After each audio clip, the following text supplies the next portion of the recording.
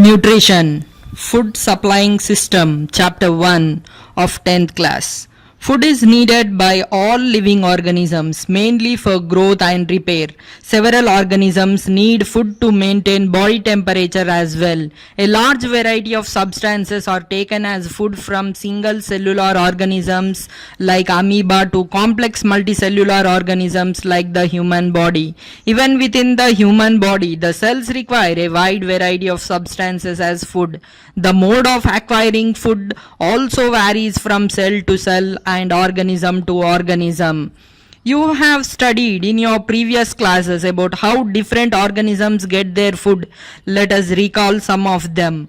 What are heterotrophs? How do heterotrophs get their food? What are autotrophs? How do autotrophs get their food?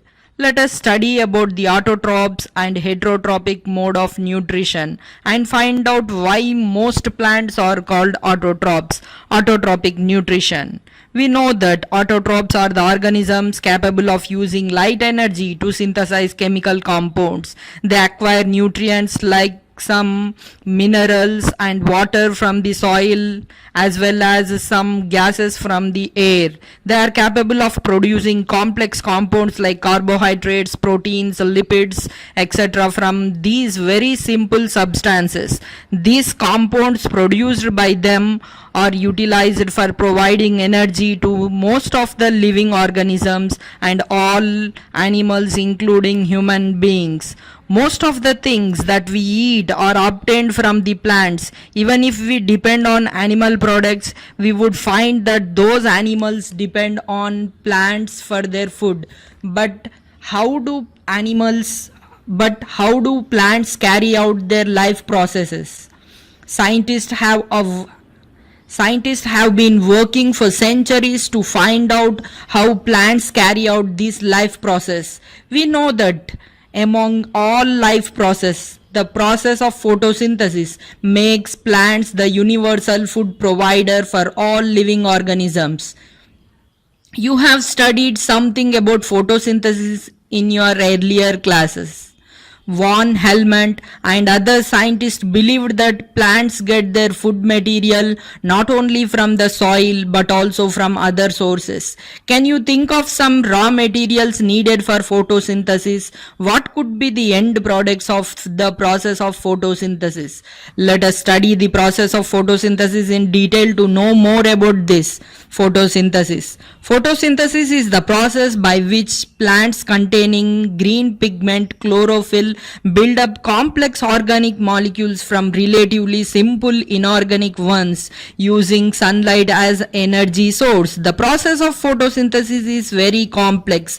There are several steps in it and several intermediary compounds are formed. Scientists had tried to formulate a simple equation for photosynthesis over past 200 years, an equation that was readily accepted and is still widely used is the one formulated and proposed by C.B. van Niel in the year 1931, which is as follows. His opinion was, for each molecule of carbohydrate formed, one molecule of water and one molecule of oxygen is produced. This is very simple question and does not reflect the complexity of the process of photosynthesis, yet we shall use it for now. Carbon dioxide, water in the presence of light and chlorophyll gives carbohydrates, water and oxygen. What would be the reaction to show that glucose is being synthesized? Write down a balanced equation to show this. Carbon dioxide plus water in the presence of light and chlorophyll gives carbohydrates, water and oxygen. Now, do you know? Van Niel first worked on purple sulfur bacteria and found light plays a specific role in photosynthesis. Instead of water, they used hydrogen sulfide as a starting material. Here no oxygen is liberated during photosynthesis. Instead, elemental sulfur is evolved. Later he envisioned a similar process for photosynthesis in plants and proposed the above mentioned equation. Later Robert Hill showed oxygen is released from water. Then the equation was modified as follows: carbon dioxide plus water in the presence of light and chlorophyll gives rise to carbohydrates, water and oxygen. 6 CO2 plus 12 H2O in the presence of light and chlorophyll gives C6H12O6 plus 6H2O plus 6O2. It is known that plants synthesize carbohydrates, the simpler ones from them, the more complex ones like starch and cellulose. Plants are capable of synthesizing all other compounds like proteins, fats, etc. Animals are not capable of synthesizing carbohydrates and they have to depend on plants for the same. Can we state the photosynthesis is the basic energy source for most of the living world? Why and why not? Let us study how plants prepare carbohydrates through photosynthesis. Activity 1. Presence of starch, a type of carbohydrate in leaves. Let us take a leaf from a plant well exposed to sunlight. Arrange apparatus.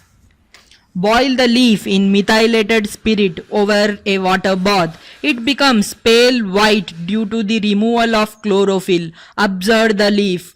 Take the leaf carefully from the test tube by using a brush. Spread the leaf in petri dish and add a few drops of tincture iodine or betadine solution on it. Again observe the leaf. What do you see? The presence of starch will be indicated by a blue-black color. Do you think solar energy transforms into chemical energy by the process of photosynthesis? Factors essential for the process of photosynthesis.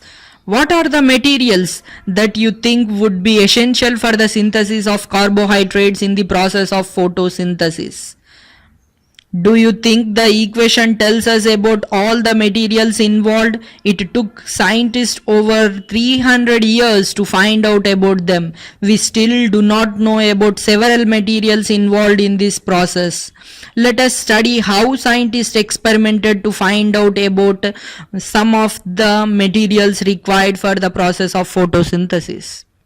Water and photosynthesis. In class 7th, we have already studied how Van Helmont found that water was essential for increase of plant mass. He did not know about photosynthesis then. Later it was found that increase in plant body mass or plant materials occurred due to the process of photosynthesis. We shall study more about it in the following sections.